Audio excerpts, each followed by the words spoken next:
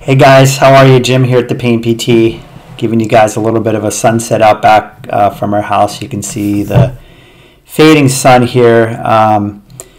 Today we're going to talk about what's the emotion. What's the emotion?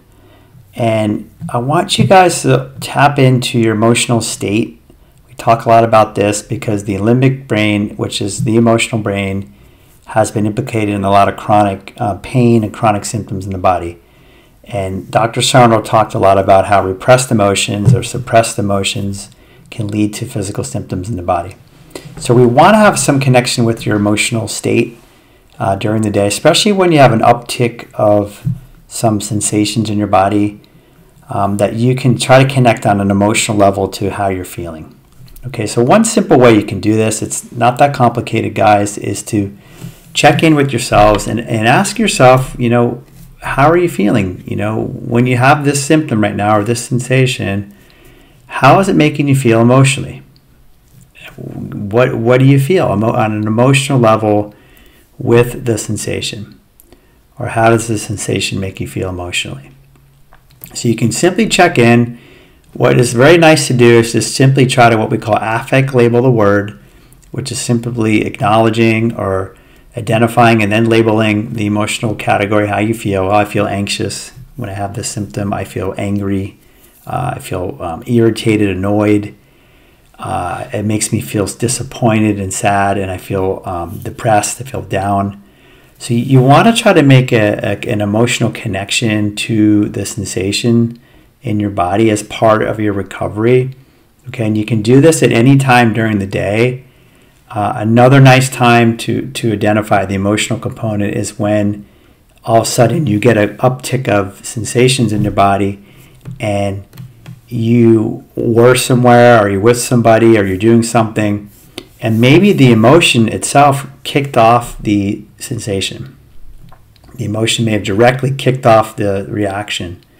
And in that case, you really want to see if you can identify what that is, how you're feeling at the time the sensation kicked off emotionally. How are you feeling emotionally at the time it started? So if you're out somewhere, let's say you're with somebody and all of a sudden you get an uptick of sensation. This happened to me not too long ago, and I recognized that it was anxiety coming up in me that was creating that sensation, or what we will call symptom. And so I made that emotional connection to it. And that was helpful because then I have an idea of how I want to work with that. Okay, I want to work with that this is emotional, and then again I'm going to calm down. I'm going to just allow the emotion to fade. I'm going to treat it like anxiety, which means what? I'm not going to back down to it or avoid, because that's what the anxiety wants me to do. I'm just going to stick with it and wait for it to pass. You're going to move through it. So you can do the same thing for any other emotion too. It gets you really in touch with your emotional state, guys, emotional awareness. Again, a lot of times with these type of symptoms, we're not really connected very well with our emotions. So we're not going to always know we're triggered emotionally because we get this physical symptom and the brain goes right to it and it thinks physical sensation, physical symptom. We don't think emotion.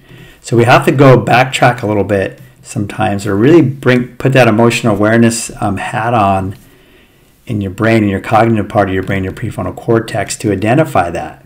Okay, now that really helps you to improve and also see the connection, the relationship between your emotions and your sensations. Okay, so sometimes it might be anger too.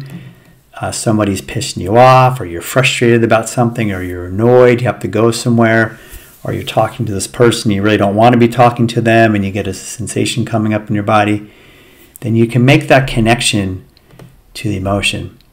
Or another time, you're listening to something or you're talking to somebody again and you're feeling a bit down, you're feeling sad or disappointed or upset, or that what's happening, it really bothers you on that level, on more of the sadness category, or you're feeling guilty or you're feeling ashamed, that you can make that connection too, that maybe that triggered up a sensation in your body. Okay, so you guys really want to keep tabs on your emotional awareness, okay, at some level. So we're doing a lot of brain work here one of the big pieces for brain work is the limbic brain, is the emotions, is that you're really trying to keep that connection, because there's always an emotion with the sensation. There's always an emotion with pain or a symptom. You know, we talked about the official definition of pain that is put out there has the word emotional in it, the word pain. So there's always an emotion. Why? Because there's always an involvement of the brain anytime you have a symptom or sensation. So guys, let's make this emotional connection more and more. It helps you to stay at the brain level, to work at the brain level. It helps you to connect with your emotions more, which again, we know are big producers and drivers of symptoms and sensations in your body. Okay, guys, hope you enjoyed the sunset and learned something here, and I'll talk to you guys later.